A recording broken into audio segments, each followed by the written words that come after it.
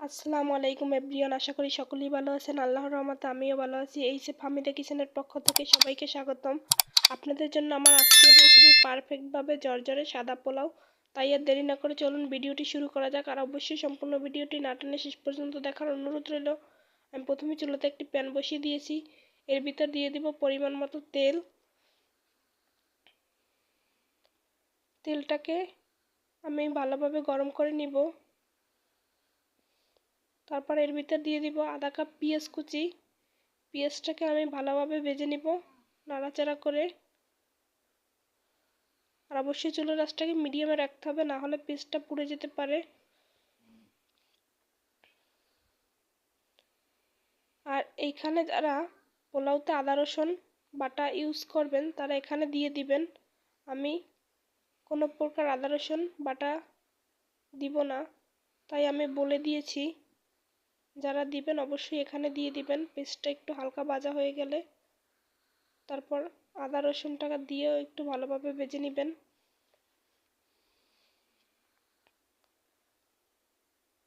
আর আমি এখানে দিয়ে দিব এখন দুটো এলাচ, দুটো দারচিনি, দুটো লবঙ্গ ও দুটো গোলমরিচ। এতে করে পোলাওয়ের ঘ্রাণটা খুব ভালো আসবে।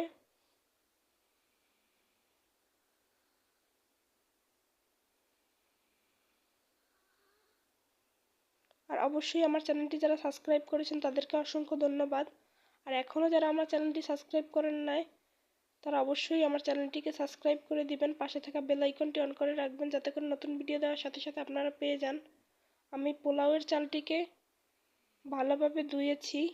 এরপর পানি ঝরানোর জন্য একটি জাফিতে রেখে দিয়েছিলাম। আমার পানিটাও ভালোভাবে ঝরে গিয়েছে। এবার আমি পোলাওয়ের চালটাকে ভালোভাবে ভেজে নিব। অবশ্যই পোলাওয়ের চালটাকে ভালোভাবে ভাজতে হবে একটি পারফেক্ট পোলাওয়ের জন্য।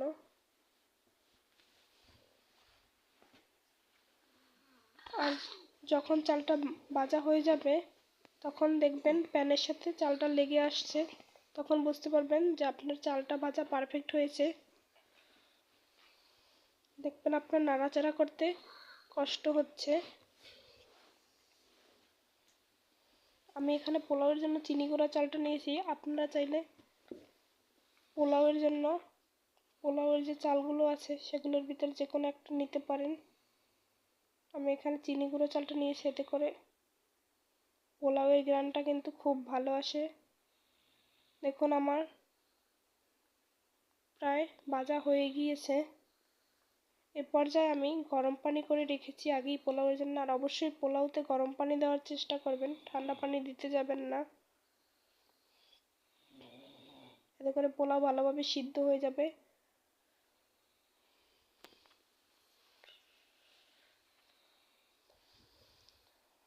আর অবশ্যই যে কাপ দিয়ে মেপে চাল নেবেন ওই কাপ দিয়ে মেপে পানি দিয়ে দিবেন।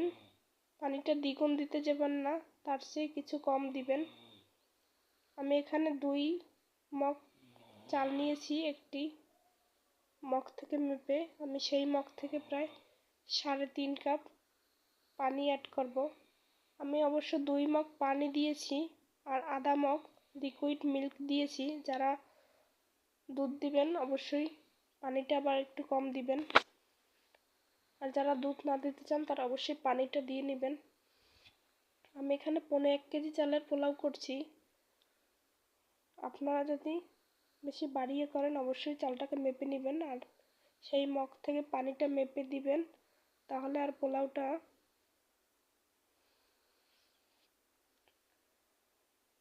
নরম হয়ে যাবে না, একদম পারফেক্ট হবে। আর অবশ্যই আমার চ্যানেলটিকে সাবস্ক্রাইব করে দিবেন প্লিজ। আমি এই পর্যায়ে দুধ দিয়ে দিয়েছি, দেখতেই পাচ্ছেন আধা কাপ। আর অবশ্যই বেশি বেশি লাইক কমেন্ট শেয়ার করবেন, নিজেদের মতামত তুলে ধরবেন কমেন্টের মাধ্যমে। আপনাদের ভালোবাসা আমাকে আরও বেশি ভিডিও দিতে উৎসাহিত করবে, তাই অবশ্যই বেশি বেশি করে কমেন্ট করবেন। আর বন্ধুদের মাঝে ভিডিওটি শেয়ার করবেন। আর অবশ্যই ভিডিওটি না টেনে সম্পূর্ণ দেখবেন। এ পর্যায়ে আমি এখানে দিয়ে দিচ্ছি 2টো তেজপাতা। এখানে কেউ চাইলে পোলাও পাতাটাও দিতে পারেন। এরপর আমি দিয়ে দিব পরিমাণ মতো লবণ।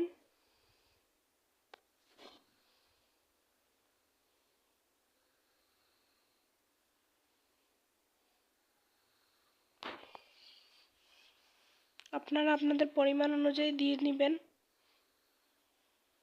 পর্যায়ে আমি ঢাকনার সাহায্যে রেখে দিব 10 মিনিট। 10 মিনিট পর দেখুন আমার পানিটা একদম প্রায় শুকিয়ে এসেছে। এই পর্যায়ে আমি উপরের পোলাওগুলোকে উল্টে পাল্টে নিচে নিয়ে যাব, আর নিচের পোলাওগুলোকে উল্টে পাল্টে উপরে নিয়ে আসব। এতে করে পোলাওটা সমানভাবে সিদ্ধ হয়ে যাবে আর একদম পারফেক্ট হবে। আমি এবার এটাকে ঢেকে দিব।